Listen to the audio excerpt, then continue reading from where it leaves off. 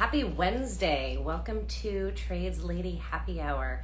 Hopefully I've got enough reception back here that you guys are, that we don't have any issues and that you're able to hear me and I don't freeze up. Fingers crossed. I'm in the back room at the shop because all sorts of craziness is going on at the shop today. So let me know in the comments if there's anything weird with the reception or anything like that so that I know that I need to go to a different room.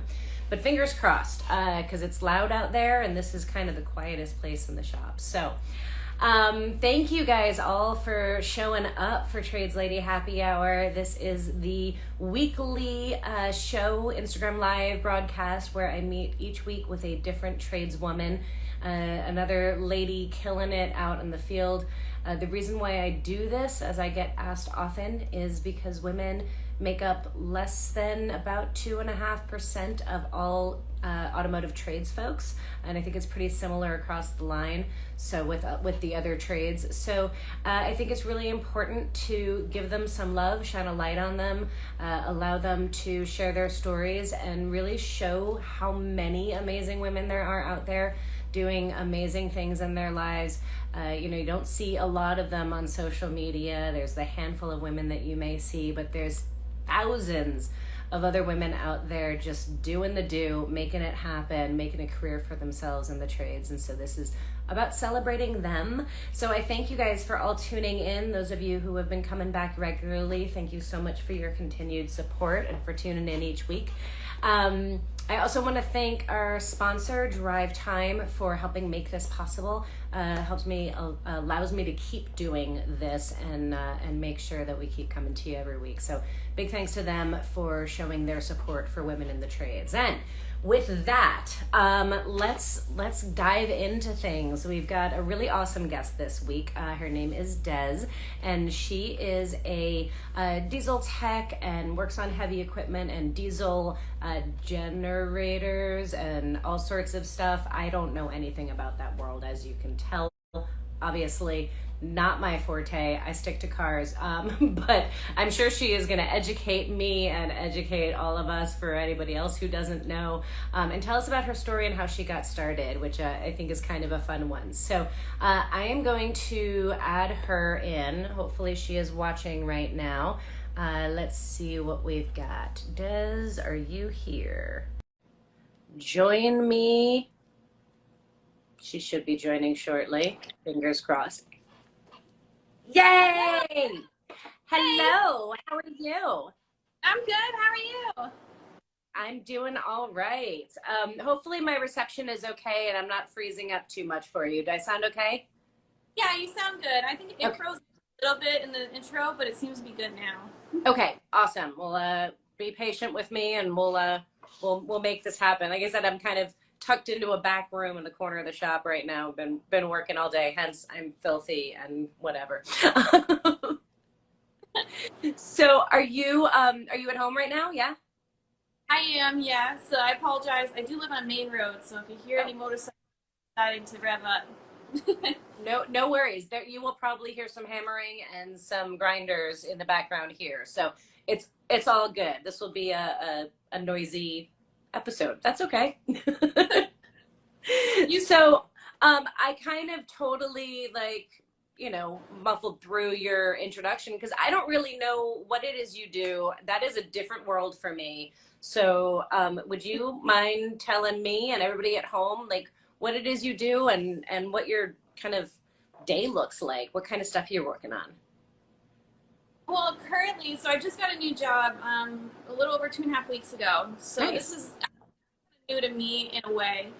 I didn't ever think I was going to work on diesel generators before, but it basically all I'm doing right now is just PM services, so oil changes, fuel filter changes, checking out electric, and doing stuff called load testing, so making sure the generator can handle the loads that are put on it, so when it is in need, it can actually carry the power to the place that it's needed. Nice. It's very cool. I have plenty more to learn, that's for sure. So before that, though, I was working on semi trucks. Okay. Very cool. How long were you doing that for? gosh, I did that for about 4 to 5 years, working on Okay. semis. Nice. I threw in a little bit of heavy equipment for a short time. I was working on Bobcat machines for a little while before I went back to working on semi. Okay.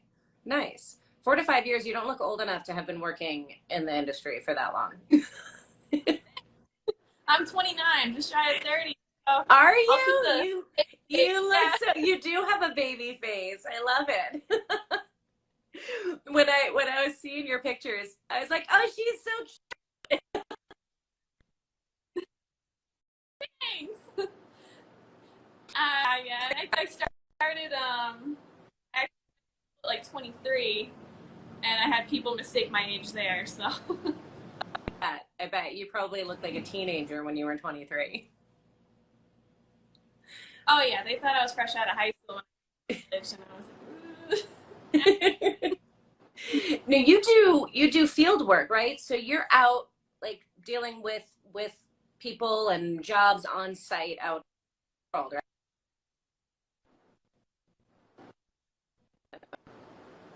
right. You are Okay. breaking up a little bit, so I did catch most of that. Yeah. But Sorry, yes, I am. I realized that we were breaking up a bit there. Sorry. Oh, you're good. I caught most of it. I am a field tech right now, so I get my own van. I leave straight out my door, and I just drive to whatever jobs they have me assigned to, and it's actually really cool. I love it this way because it's a lot more freedom, Yeah. and it's just nice to feel like your own boss and do your own thing. That's awesome. Do you, as somebody who looks young and as a woman, how do you feel like you're received when you show up on site to these jobs? It's kind of like that same reaction you just gave. Oh, she's so cute, but they kind of just see me as a little person that comes in, and I think there's this feeling of I don't know if she really knows what she's doing, and I've definitely gotten that for a long time. But once I get into it and I show them and and I can explain things to them, I think it makes the customer a lot more comfortable with me being there. Yeah, absolutely. So you have kind of an interesting story of how you got into this kind of work, don't you? A little bit, yeah. I did not grow up around it. I didn't grow up around diesels. I didn't know a thing about diesels till high school. And I didn't grow up around trucking. None of that. My dad's like he can do painting and custom interior and exterior Oh, work. My mom is big businesswoman. She's really good with accounting and stuff. So I think a lot of it came from watching my dad be hands on, and I actually really like that. I always said that I liked seeing my dad come home dirty in jeans and a t-shirt every day rather than the guy that would come home in a suit. And I was like, I kind of want to go down that road, especially after watching my mom in a cubicle all day on a computer. I'm like, it's not for me. Uh, I grew up loving Hot Wheels cars and model cars, and I collected them since I was a little kid. It was really all I would ask for my birthdays and Christmas and stuff. I love it. I used to take them apart in my room. I used to put like a little screwdriver to them and pretend I fixed something. So The even if Hot Wheels? on my Hot Wheels, yeah, Hot Wheels model car, take them apart and then just put them back together. But yeah, I did something. I'm a I mechanic. love that. How old were you when you were taking apart Hot Wheels? 5 or 6, Oh maybe. wow. I mean, I That's know pretty early, pretty young, and we had everybody's got like that junk drawer in their kitchen, and ours had like a little screwdriver in there. So I used to go steal the screwdriver and bring it back to my room and take them apart. that's awesome. I absolutely love that. How did your mom and dad feel about that? They were really supportive of me being such a tomboy growing up and loving cars, and they were all about buying me Hot Wheels to collect and everything. So Nice. that was always good. And then when I got older and told them about wanting to be a mechanic, I know there was a little bit of doubt because I didn't really pursue it very well when I was younger, and I didn't really Mm. show the interest that I really. So when I actually went to college and I paid for it and I did all this, then they said, okay, we see how serious you are and we understand. Interesting. So you, when you were growing up, other than the Hot Wheels, you didn't really show interest, or they didn't see that. What do you tell me? Tell me what you mean by that. So I was, like I said, I was very much a tomboy growing up, and I loved my Hot Wheels and everything. But when I went to middle school and I was getting into those ages where you want boys to like you and you want to start trying to move into that part of your life, when I would show that I liked cars and I showed that I was into that stuff, it kind of gave a different reaction back that I wasn't wanting, like kind of bringing in gay jokes, and it was kind of bringing in like making me feel weird about liking that stuff. So when I got to about 12, 13 years old, I started to kind of hide that part of me, and I do regret that now, but I was very impressionable as a young kid. I took so much stuff to heart, so I mean, I ended aren't we all? Like that's such a hard age, I think, particularly for girls. Like that's when you see girls' confidence kind of plummet. Like it's that trying to figure it all out. We're all so susceptible, especially when we're young. yeah, and like I said, I regretted it now, but I know I was such a shy person then, and I didn't really show it more until later on in high school when I was like, I need to be deciding what I'm doing with the rest of my life. So that was when I started to pursue the program. So did you pursue anything in high school as well, or was it just in college? Yeah, so the high school that I went to, they had 52 like vocational things that you could choose from. Oh Yeah, wow. lucky at the high school that I went to. They had a lot of different programs all over the board. It was a school on a farm, so you could learn how to farm and you could learn how to do forestry and stuff like that. It was cool. That's But so cool. it was like I said, I was very lucky to go to that high school, and they had small engines, large engines, diesel, and then an automotive program. Okay. The automotive program was about 2 to 3 hours of your day, and then you had to be bused to a different school for it. Um, and when I approached them about doing that program in my senior year, they said, "Oh, you have too many mandatory classes. You can't take it." And I was just like, "Okay." I was like, so I had a buddy in the diesel program, and he came up to me because he knew I was upset about it, and he said, "We got 2 more spots open in diesel. Maybe you should look into that. I know you don't know anything about diesel, but at least it's engines. It's a shop. You can kind of at least get your feel." And so I went into I went up to my guidance counselor and said, "I need that class. I want that one." And he was able to get me into it, and I got in. We tore apart diesel engines. We learned every piece about it. We put it back together. We had to bleed it and run it, and then we also learned a little bit of welding. And I fell in love with it, and it was like, yeah, this feels right. I like the shop life. I like learning and using my hands all day long, turning wrenches. It's fun. So That's awesome. I love that it was kind of like by accident that you wound up in diesel versus automotive, like just chance, right? Like, it worked out great. I was happy with it because it when I was doing the diesel program, that was when I started to kind of pay attention to semi trucks, and I always thought they were cool. I always thought it was like the bigger the better. And once I started getting into it a little bit more, and I started paying attention to their trucks and how they work, and then colleges coming through my school and talking to us about their programs, that was kind of when I said, "All right, I want to pursue that end of it." I love it. It I love it. Do you think you would have found your way to diesel and to trucks if it hadn't been for that kind of fateful moment? hmm. I think at some point I probably would have. Especially, like I said, the bigger the better, and I always kind of had an eye for them. So I think, yeah, I probably would have started in the automotive side, but I think no matter what, there probably would have been an interest in going larger and learning more. Nice. I love it. So you went to college for it. Where do you live? What state are you in? I'm currently in Maine. Oh, okay. Very cool. Is that where you went to high school?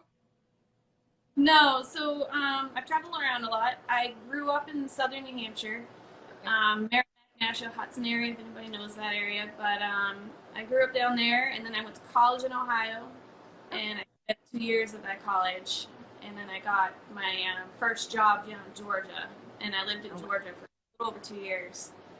Decided it was too hot, so I came back up north.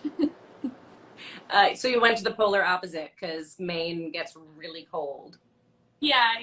I'm definitely a New England person. I do love my winter, so going down to Georgia, it was cool to meet Uh-huh. everybody. It was definitely a culture shock for sure, but I was like, yeah, I miss my winters and I miss snowmobiling and stuff, so I came back up. Oh my gosh, I am not a winter girl. I grew up in the Northeast and I went to college in Ohio as well. Different school, I'm sure, but we didn't have technical stuff at my school. Um, but I live in Arizona now, and I winters. I miss the East Coast, but I do not miss the winters. Oh, it's not for everybody. No, I mean, how do you work? You're working outside most of the time, aren't you? Now I will be. So it will be something new for me this winter, that's for sure. But I love winter. I love snow. So I'm actually pretty excited to be doing my jobs outside because right now it's going to be 90 on Friday, and I'm not looking forward to doing that. I'd rather work in negatives than work in 90s. All I remember about working through winters when I was back east was like having to shovel out the parking lot so we could get the cars into the shop. And then having all of the water dripping on you while you're trying to work on the car. And then having your tools Yeah. that you can. Not for me. So, tell me about the college that you went to and how you picked it and how you found out about it and how you got there. Yeah. So I went to University of Northwestern Ohio, or UNOH.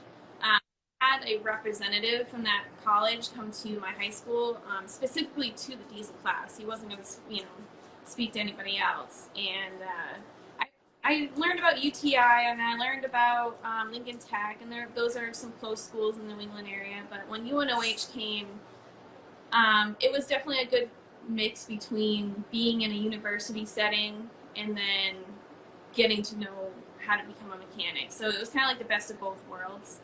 So I had decided to go to that school. I graduated in 2012, but I didn't go to the college until 2016. But when I got there, and the programs were really good, the teachers are very smart, and you got 6 weeks in each program. Hmm. And 6 weeks sometimes doesn't feel like enough. There's a lot to learn, but it gave you a good stepping stone to get into my first job. So That's awesome. it was a good school to go to, for sure. Did you have to do traditional college coursework as well? I did. In order to get my associate's degree, I had to do just like a math and an English and writing classes and stuff. But Okay. it was pretty easy. I ended up testing out of a couple of English and math classes, so I was able to graduate like at least a little bit early. Nice. Very cool. So what'd you do in between high school and college? You took a couple of years.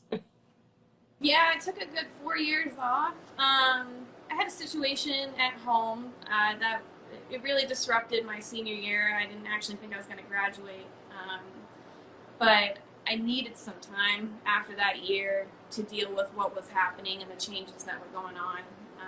So I worked at a gym for a little bit. I was a swim instructor for about 6 years. Oh wow. So I was a competitive swimmer. And then I moved into being a coach and being a swim instructor. So I did that for a while.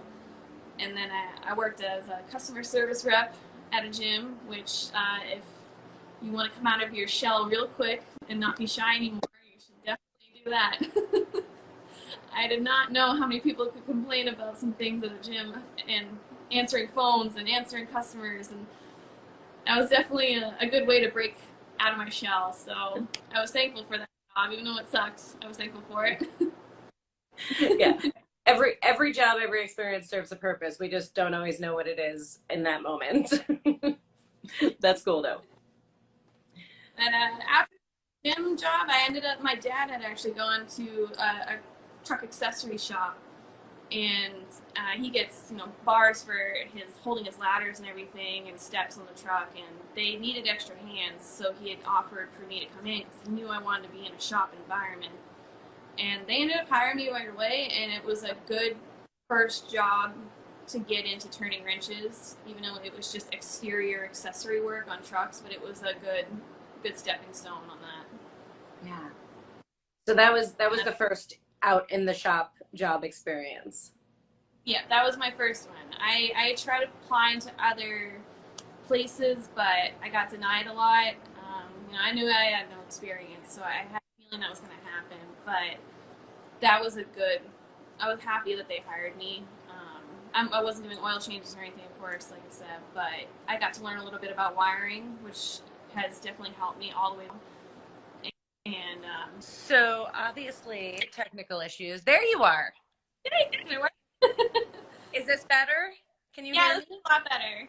I don't know what happened. How weird is that? Yeah, no, it was just like, oh, sad day. I know. I'm literally sitting in the exact same spot as I was, and now it's crystal clear. Okay. I don't know. I don't know. I took it off of my Wi-Fi just in case. Okay. Good service right here, so Okay. if that helps. All right. Well, I don't have my tripod in here, so I'm just gonna be sitting here with my phone in my hand, but that's all right. We power through, right? That's what we do. Work. All right, now of course I like completely don't know where we left off.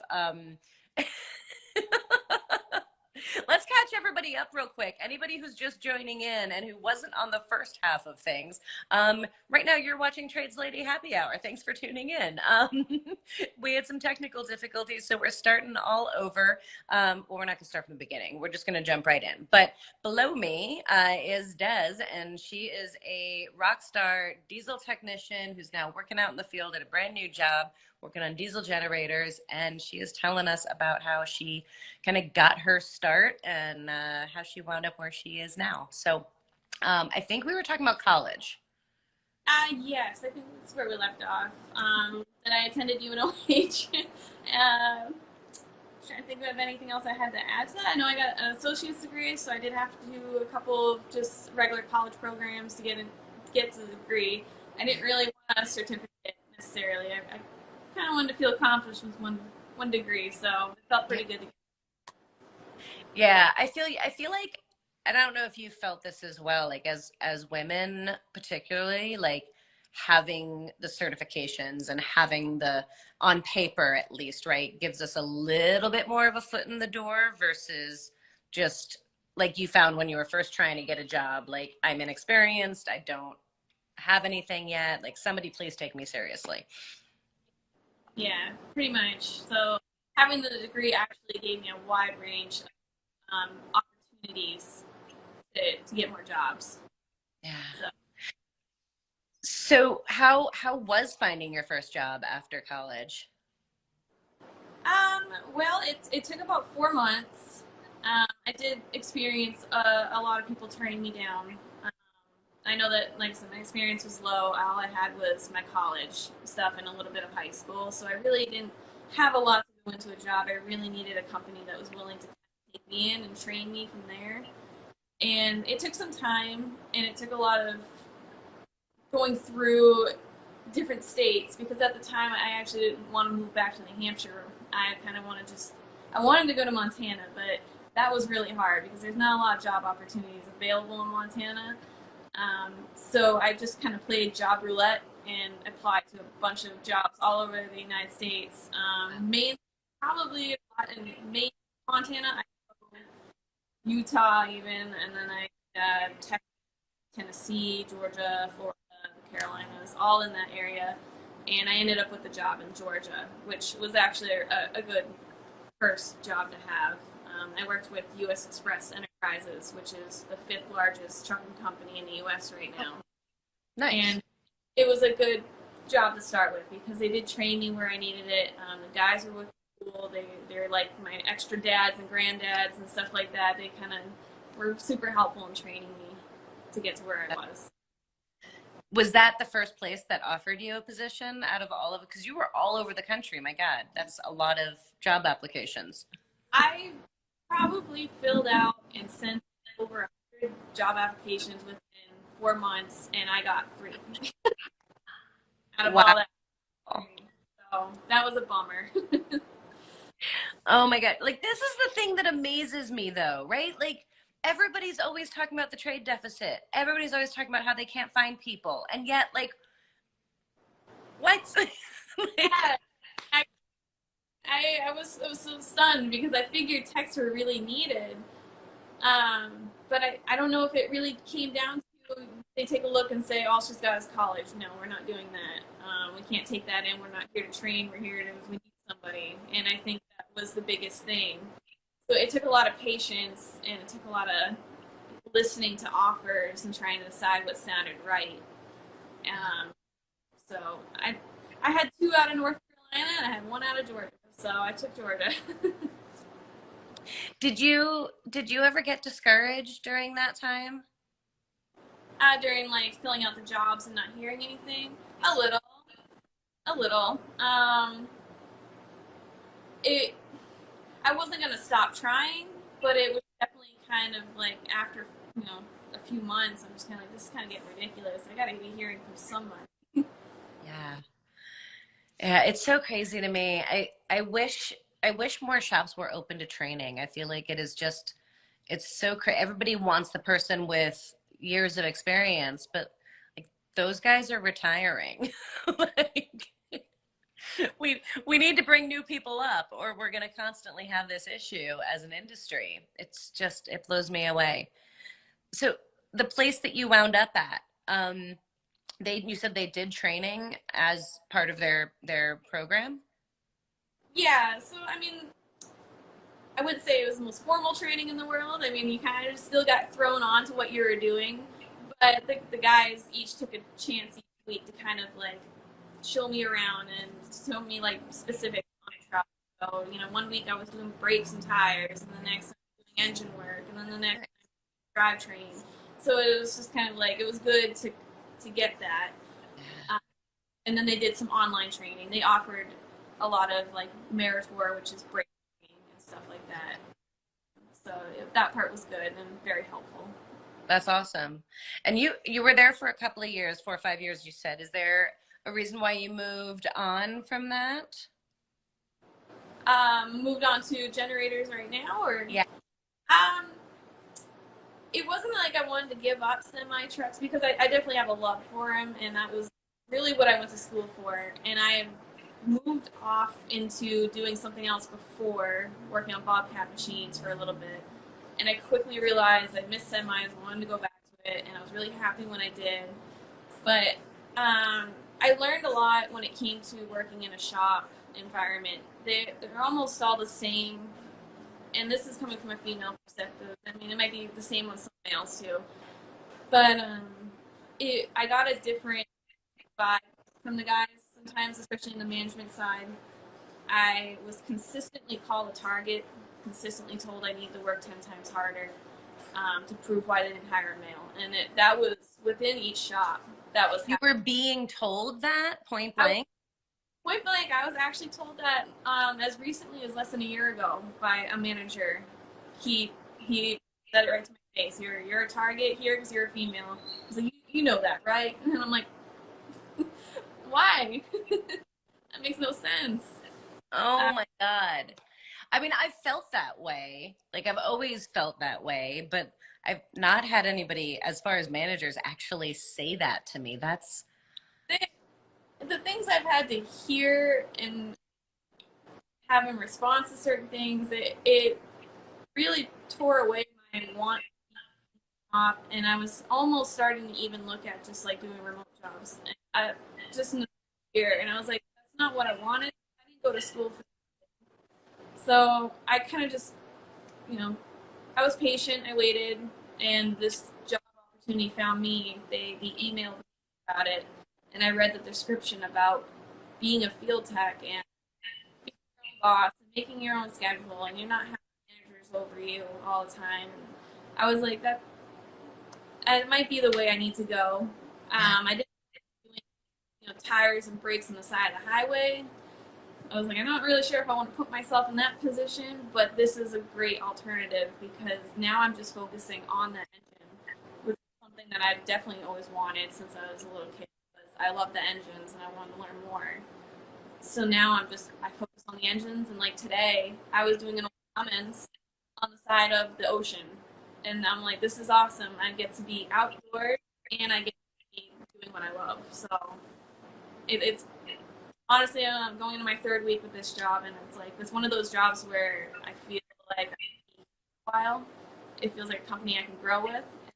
I've been looking for since college is something I can grow with, and clearly being in this job and dealing with the way management was treating me, um, it was good to get out of that so I could still stay in the field, Yeah. but not have that happening. It's so incredibly sad to me. I mean, I'm so glad that you found an awesome place that's a good fit for you, but like I don't know. I feel like I've been having this conversation with people more and more often. Like, it's not that women aren't interested in this work. And it's not that we have a hard time getting women into the industry. We have a hard time keeping women in the industry because of the BS that we face working on the job. Yeah, yeah. No, it's too bad because it blows my mind that I can be doing the job right in front of them, and they can still tell you that you can't do it or that you still need to work harder. And it's like it's too bad because I have had to watch girls. I've been working with some females here and there. I've seen some in the shops, and even in college, and I'd watch them drop out early and just go do something else. And then I watch come in, get the same kind of treatment as I was starting to get, and they just give up and they give up the whole career. They don't even try to go to another job. It's just they give up the career and move out. Yeah. And it's, man, I wish you would stay. I know it's not it's not fun to have to deal with that, but I don't like having to see them give up. Yeah. It's an interesting thing. Like I don't blame folks for wanting to leave. I think, this industry can be really challenging, especially for women. And it just is so frustrating to see this over and over and over again. Like we want to fix the trade deficit. Like let's stop treating 50% of the population like they can't do this work, right? Like maybe we won't have a trade deficit anymore. I mean, I think if a girl makes it that far and she wants to get into it, that should tell you something right there that she's very serious about it. To have taken that full step to even get into the shop and start doing the work is one half of the battle. So it's frustrating, and there's not everybody. I have girls that said they've never experienced that, and I'm like, that's awesome. I'm glad that there's shops out there that are not making you feel that way. Yeah. And for females that are felt the same thing or heard the same thing, I hope that they don't give up. Just keep going with it. Yeah. What do you think it was that fueled you to keep going when you were dealing with that and not being, one of the many women who says, I just can't. I I mean, I've been playing with the Hot Wheels cars since I was 5 or 6. I mean, this is something that I've wanted for a long time. And I have, when I want something, I don't want to give up on it. I don't want to let go of it. Like I said, I made it this far. I paid for that. Traveled around. I've dealt with the different people. Um, After a while, I think you just kind of build a cap for it, and you just kind of give them a smart ass comment and go on the way. So, I mean, I've had a few, and I'm not willing to give up on what it is I paid all this money for and fought for all these years. So, Yeah, absolutely. Good for you. I love it. And now you're hopefully at a job that is not going to be one of the positive ones. it certainly feels like it. These guys have been pretty supportive since I got in there. A lot of them come from an electrical background, or like one of them played with dirt bikes growing up, so he knows motorcycles pretty well. But none of them know anything about diesels, which was the whole reason why they hired me. Not one of them has ever gone to school or knows much about a diesel engine. So Oh, now that they brought me in, they kind of like me to be the mechanical side for them, which is awesome because that's everything I've ever wanted, was to just be the person you can call on for the engine, and that's really cool. wow. So how big of a company is this? I was just here in New England. They're called Power Product Systems. They're all generators of all sorts. They do transmissions. They do marine boats and stuff. Okay. but I'll be on specifically generator side, and they're out of Maine, Mass, and Rhode Okay. Very cool. So there's all sorts of different things that they're doing. So the other folks working there are all in different specialties, and now this is just you doing the generators. Yeah, so they still have their guys that do them, just because they can manage oil change, the filters, and all that stuff. Just do minor, major PMs on everything. But when it comes to the bigger diesel engines that are running hospitals and they're running schools and like grocery stores and stuff, they really want to see me kind of get better into that section. So the biggest thing that I need to do is just learn more about electrical. So I'm pretty stat on electrical. I won't lie. I can do a few things. I can be pretty confident with it, but these are putting like 400 amps plus. So I'm like, this is a little bit more dangerous. I need to learn this a little bit more before I start with that much electric. Are they providing training, or are you having to learn learn stuff on your own? Yeah, they're providing training. They'll actually, over time, they said that they'll send me over to Wisconsin. They have a plant there who will teach you everything about Kohler generators, including the electrical side. And they said once I get into this job a little bit more and I get more comfortable, they want to send me out there to do that kind of training. It would be really cool. That is really cool. I love it. As you're talking, I don't see a lot of the comments, but every once in a while something pops out. It's like, electrical work sucks. It does suck. I don't know. I love electrical work. It's like a puzzle. I think I like it if I get the one to run the new wires and hook everything up. But man, if you're trying to dig through stuff on like a semi truck and you got multiple harnesses running back, and you get to peel all that back and find one little piece of corrosion there that's ruining everything, that part sucks. Yes. Yes. You need to move out to Arizona. We don't get a ton of corrosion. And that would be Georgia. That part I definitely miss. I miss rust. Rust is the worst. That's the main thing. I just couldn't do. Was it a big kind of culture shock or change? Has it been a big adapting process for you going from diesel trucks to doing what you're doing now? Honestly, no, not too bad.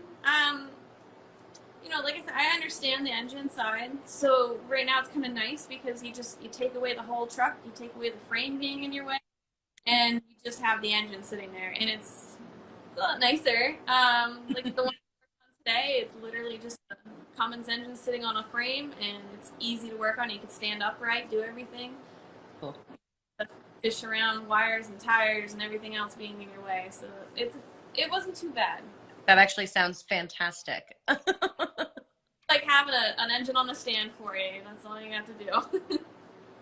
That's awesome. I love it. And how about going from such a large company like you were at before to a smaller company? Well, I've had my share of going from small to very large, like US Express, to just kind of medium size, and I like the smaller feel. It's a lot more of a family feel on that end. When you're working for a big company, you can tend to almost feel like a number. You can almost feel like you're just easily replaceable to a big company. But when you come into a smaller one, you feel more like family, and that they watch your back for you. So I like that feel better. And with this, there's only 6 of us road techs in Maine. So we're really just the 6 of us have a group chat already. I'm already part of their group chat, and we just keep each other updated on where we are, what we're doing. Because you are on the road by yourself, so it's good to know that you have people that know where you are. Yeah, and they've been obviously super welcoming and accepting of you, and very. They were very excited to have me on, which was really cool too. They all knew my name before I got there, and that's why I said the small family feel is actually very nice. I'm glad that they found me and that I got into it. They've been very welcoming overall. I'm so glad you finally found a place that has that feeling for you and that has welcomed you with open arms. Yeah, me too. It's been a long time coming to find that, so it's really good to finally be in that position.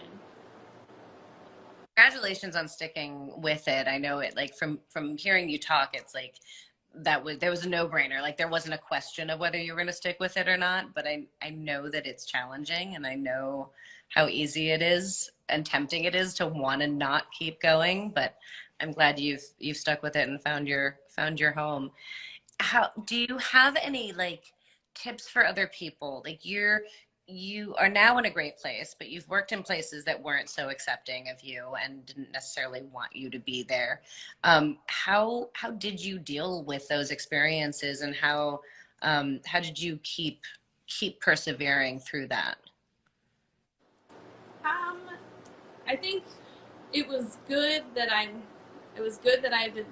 went to school at 23 when I did, because it gave me a chance to kind of grow up a little bit, and it gave me a chance to come out of my shell. And that was the biggest help right there, was just becoming more outspoken than what I was growing up. Being able to just kind of take everything with a grain of salt, be able to just kind of respond with humor, and it really kind of just helped me get along the way. If you ask anybody that I've worked for since college, they would probably all tell you that my thing is that I am a smart ass. So that is probably something that's helped me throughout the way, because you got to be able to just keep a hard exterior for it and just smile through it. And that's been my helping hand right now to keep me going. Just smile in the face, humor, keep it light, and keep going with it. Isn't that a shame though? Like, Yeah. To I have mean, I love that you found your coping mechanism, right? And it works. Like, were you always a smart ass? Were you a smart ass before getting into working on vehicles? Very, I get it from my dad.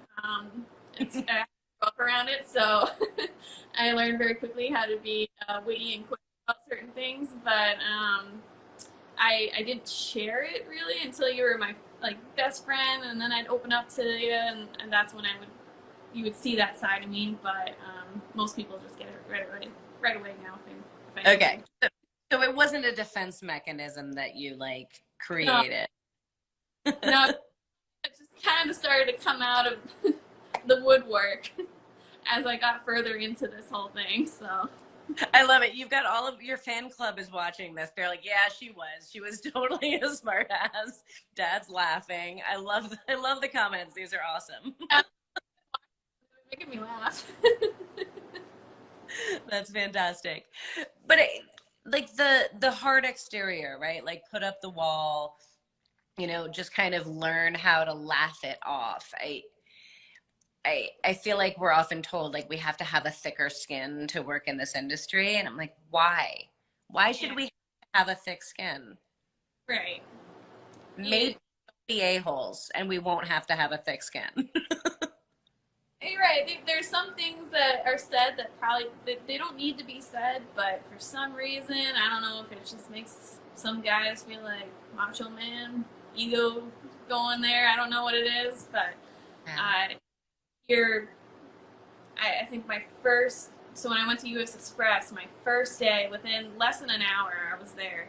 Had this guy come around the corner. He's one of the technicians, and he's an older guy, and he comes up to me and he goes, "Are you the new tech?" And I said, "Yeah." And he goes, "How long do you think you're gonna last here?" And I gave the first thing that came to my head, and I said, "When do you retire?" And he was just like, "Not for a while." I was like, "Well, then, not for a while." He was like, "Well, I give you 1 week," and I was like, "Okay, Wow. challenge accepted." And then, like, about a month into it, he actually pulled me aside and he shook my hand. He said, "You proved me wrong."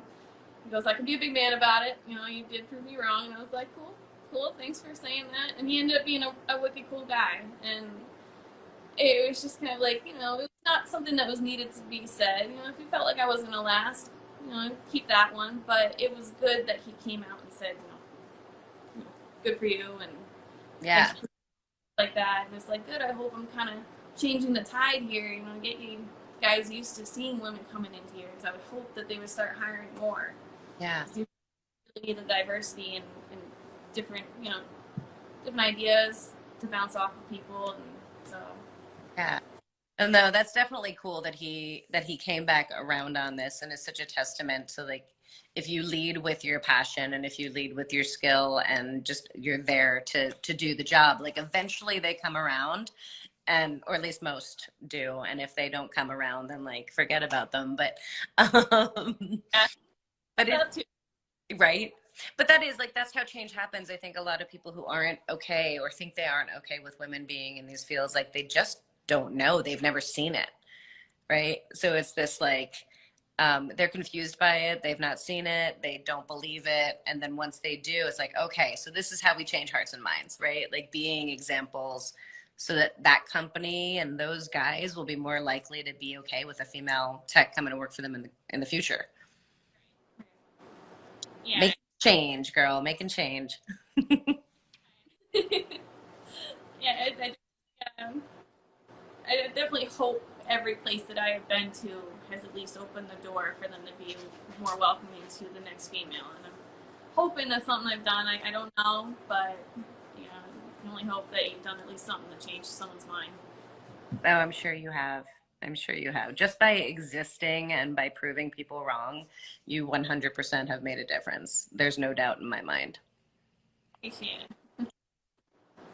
So what are the plans with this new job? Like what opportunities are there for you? Do you like see yourself being with them for a long time? More stuff you want to take on? Like what's the thought process? Yeah. So right now I'm probably just going to be doing preventative maintenance work. So for a little bit until I get comfortable in the electrical, and I can move into like being a specialist in specific areas, and what they're hoping, of course, for the diesel side. I've been working with my supervisor, and he's a very smart electrician. He knows everything about software versions on these generators and how to do testing for certain electrical problems. And I hope to learn from him because to get into his supervisor role, he needed to know a lot of that. And he's not even into the mechanical side, but you know he's still a very smart person to learn from. So I can get into a role like that, into a supervisor position where I'm still on the road. I still have my own schedule, stuff like that. But I'd be the person to call on. Sorry, my dog's coming in my face, but but Hi, Beth. mhm. Oh, what kind of dog is that? It's a black lab. Look at his face. He's got the baby face like me. He's like, pay attention to me, mom. Yeah, in a second he'll probably start pawing me in the face because I'm not touching him. But The only reason why there aren't like kittens running around behind me is that I'm not at home. But normally my animals are like, ooh, the camera's on. It's time for my appearance. yeah, he's a big mama's boy. He hangs by my hip all day long. So actually, soon he should be able to come with me on my job sites too. Oh, that's That's the other cool thing about this job is I'm allowed to bring my dog with me. So that would be nice. But yeah, I can move up into a supervisor position, and then from there you can move into doing office stuff. You can be a manager and stuff like that, which I would hope is later down the road. I'm not really interested in being in an office right now, yeah. but they have a guy that was a road tech for them for over 20 years, and now he works in the office, and he said it's a great company to move up with in that sense. So at least there's places I can go, especially if I'm done with working in snow and negative degree weather after a while, that I want to move into a nice warm office at some point.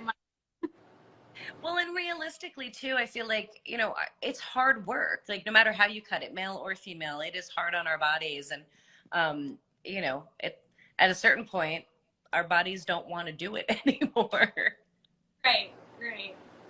Yeah. I definitely feel that working on concrete floors for a while, and yeah, stuff that it's already been killing my knees, my hips, everything. I feel like, you know, my hips just turned 70, even though 12, you know, it's just right. Well, I feel young. My body disagrees. my body's other light years ahead of me at this point, and I haven't even been in the industry that long. I wasn't even rolling around on concrete floors that long. It was already hurting. So right. Oh my goodness. So what is, when you go out in the field, you've got like what, a van or a truck that has all the things you need with you?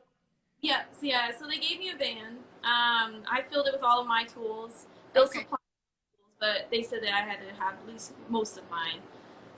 So I ended up just selling my toolbox. So I live in an apartment. I can't really bring my toolbox all the way upstairs. So I had to sell that, and I put all my tools in my van. So it's my traveling toolbox right now. But it's cool because I like just being able to get up in the morning and I can leave right out my door. And they pay for the fuel, Oh, and that's nice. that's been extremely helpful right now because, of course, we all know that those hurt at the moment. Mhm. So that was another huge part of this job is a nice relief from what's been going on in the world of money. So How far are you traveling for your jobs that you're going to, the sites you're going to? I can travel up to 6 to 8 hours away from where I am. Oh, wow. Yeah, Maine's a big state, and they have generators everywhere. So I can be in Maine, I could be in New Hampshire, I could be in Massachusetts. They could send me wherever, especially if I want overtime, they can send me however far I want to go. But they really just kind of do the immediate New England area. That's a lot to be traveling to do PM work. I mean, that's Yeah, they said I could probably get a job at Fort Kent, Maine, which is all the way to the Canadian border. That's about 6 hours from here.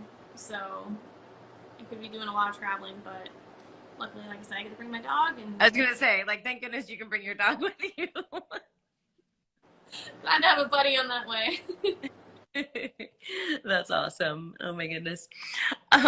So we're like officially at the end of our hour, but we kind of missed a whole bunch of time.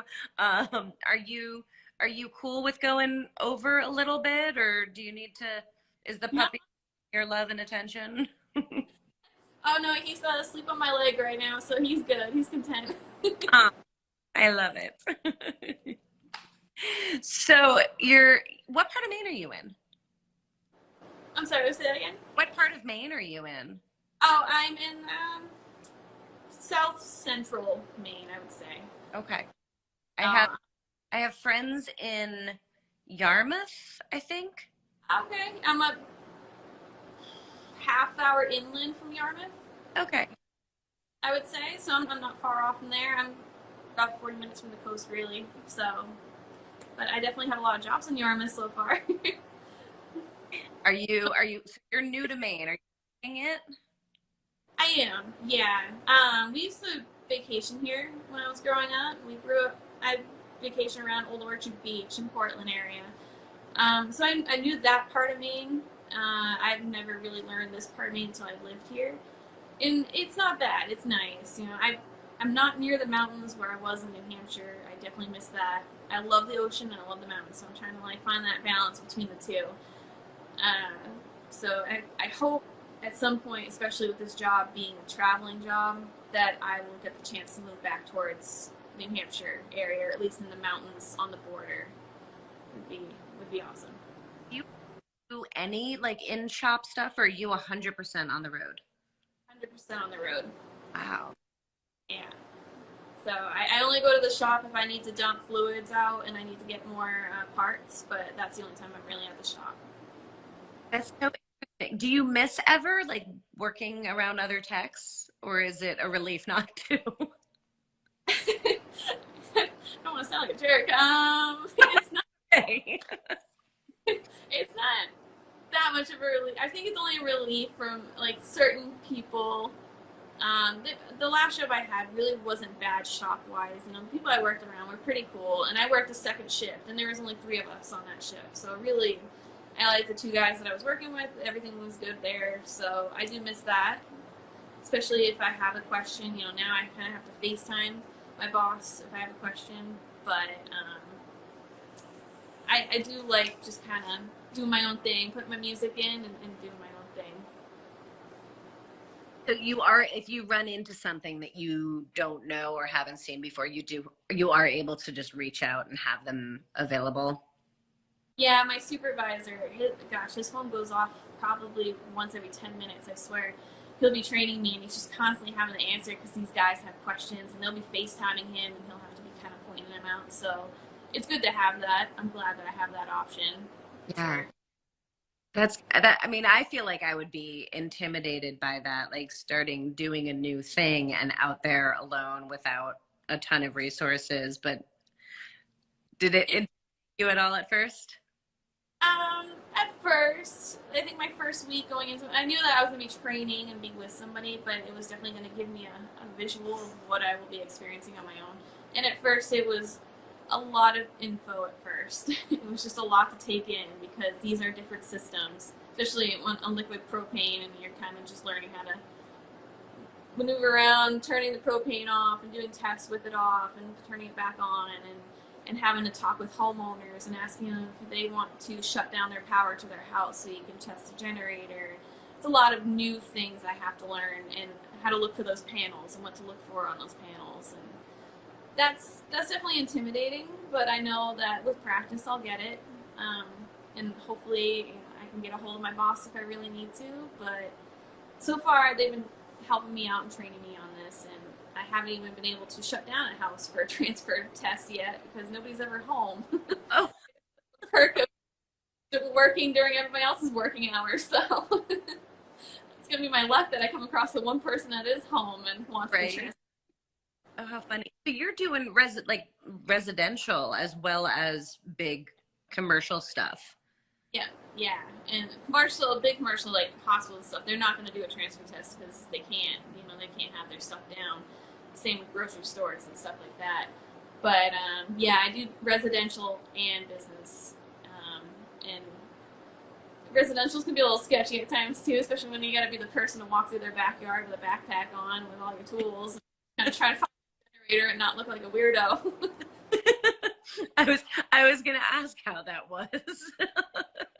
I've seen the people so far. You can see them peek through their shades and stare at you, and they'll just watch you the whole time, and you're just kind of like, I don't know if I'm the creeper or if you're the creeper at this point. Did they know that you're coming or no? A lot of them do. We give them a phone call and just let them know that we're coming. Most people won't answer their phone, especially if it's a number they don't know, so they kind of just listen to the message and be like, oh, okay. And you'll kind of pull in, you'll see a car there, but all the shades are closed, and you're like... In that case, it probably like helps that you're a woman because you look less like threatening if somebody shows up in my backyard. I would hope that I don't look as like intimidating. I just look like a kid that lost from school, but no, you do not look intimidating. I love it. So do you have, aside from the sketchy factor, like, do you have a preference doing residential or commercial? Is there a big difference as far as like the equipment? I would assume so, but yeah, size of the equipment is different for sure. I like the residentials because they're quiet. You go to these businesses and the parking lots are full, and you gotta make sure you can get your van close enough to the generator. And like today, I was at a hospital, so I had to kind of like maneuver around a bunch of parking lots to try to find the generator, and that can get a little annoying. It's kind of nice when you just show up to a residential and nobody's home, so you can just pull up in the driveway. It's quiet, and you can just get your job done real quick. So I think I'll like the residentials, but I'm gonna probably get a lot of the businesses because I'm very centrally located to a lot of their businesses at the moment. oh, I have to ask, what is your least favorite thing like about doing what you do? I mean, we've heard a ton of what you love, and I love how passionate you are, and I love how much you love what you're doing. Is there something that you don't like? Well, gosh, today I spilled a good ton of fuel on me, and now I smell like diesel fuel, probably permanently for the next few days. So, there's that. I just have a permanent aroma of diesel, which is not bad to me, but I think it might be offensive to other people. But even then, even if I accidentally dump fluids on me or if I get soaked with something, I know it's part of the job, and I've been doing that for a while. I think it's a little bit different handle because now that I'm on the road and I have my van, I have to make sure I carry extra uniforms with me in case that happens. I gotta go find a place to go change, so it's a little different than just run to the bathroom, change, and come back to work. Yeah. I'll definitely, I'll miss, being able to bathe a little bit before running in and out of my vehicle, but it's If a you do that and then have to drive 6 hours, that's not going to be fun. no, and I drove 2 hours north and I drove 2 hours back south, smelling like diesel, just to come home for it to smell like diesel here, but it doesn't really bother me anymore. I'm used to the smell. I mean, if that's the worst thing that happens in your in your job, and I think you're doing pretty good. I'll take it. I'll take it. I think with this outdoor job, I have to start to watch out for rodents and bees. I think that will be my biggest thing on that end, anyways. All right, so aside from rodents and bees, and people thinking it's sketchy because you're in the backyard, what do you think has been the biggest challenge you've faced like this far in your career through school, through first jobs, through now? What do you think has been the biggest thing that you've had to deal with? um, Biggest thing, I guess, is not even the job. I think it was just the people. I think that was honestly just the biggest thing. I would talk myself out of going into certain situations, like if it was a new electrical problem I didn't know, or it was a new mechanical thing I had to fix, and I would just kind of like not feel too comfortable with it. But I just learned to just get it done, just ask the questions if you need to, and after the first time you do it, you're good.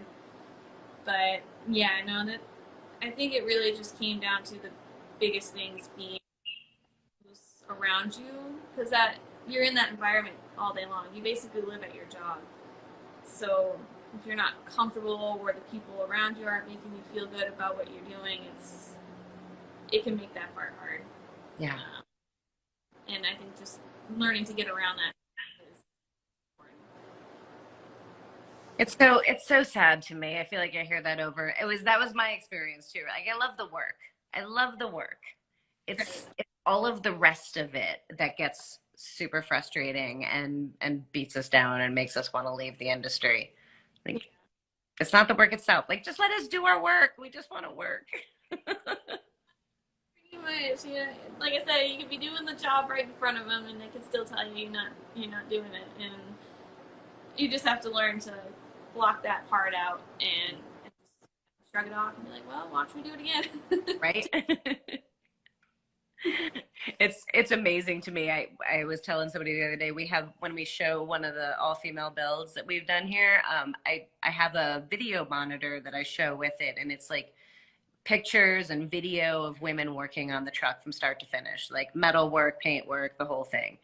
And people will come and watch the entire video. Like they'll sit there and watch the entire video and then walk up to us and say, so did women really build this? Like you just watched the video.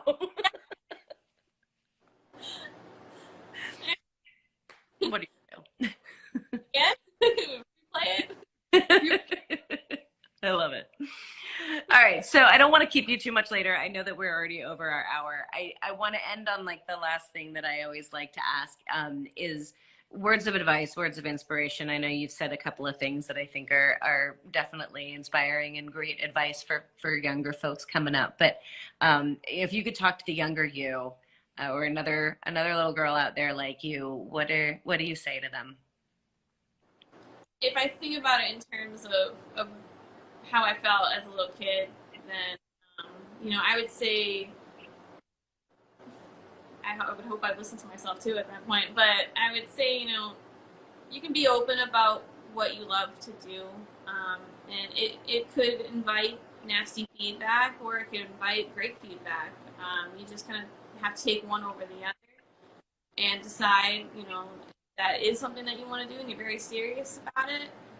Block out what you hear of people telling you that you can't, you won't, you'll never be. Those are opinions, they're not facts. So if it's what you want, surround yourself with the people that support you and want you to succeed in what it is that you want, and just go after it. And even when you get into it, like we've been talking about, you'll still have people telling you that you can't, you won't, you'll never be, even if you're doing it right there. And you just got to find your defense mechanism. mine is being a smartass and just going on. And for others, it's putting the music in and blocking them out, or it's going off on their own, doing their own shop, and that's great too. I wish I could own my own shop, but One day. but maybe one day, one day. But I think it's important for girls to know going into these jobs that these things can happen and that you will hear this stuff. But you just got to push through it and don't give up on it. Don't give up a career that you wanted so badly because people told you that you couldn't have it. So. Amen. All of that. Amen.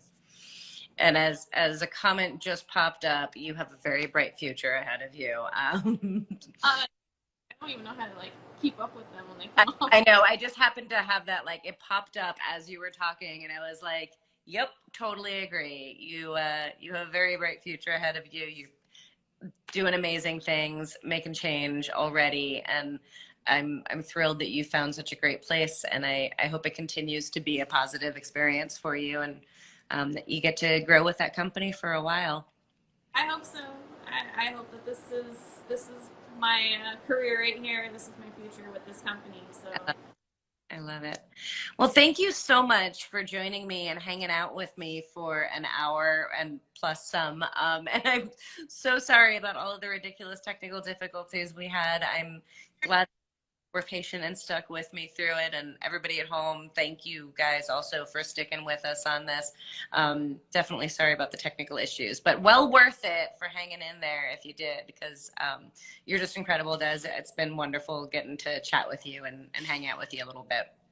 Yeah, it was really good. I love this. This was fun.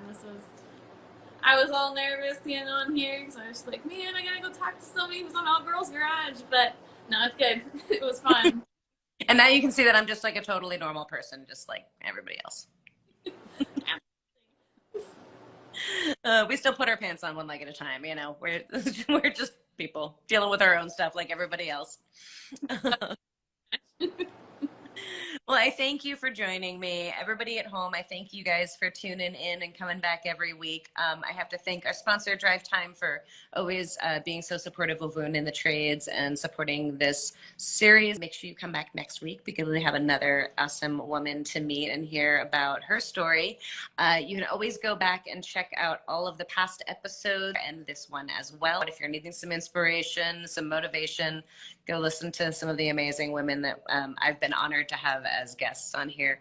And with that, I'm going to wish you guys all a good night. Be good to yourselves. Be good to one another. We'll see you next week. And I'll talk to you offline a little bit. Okay, Dezz? Sounds good. Okay. Bye, guys. Good night. Bye.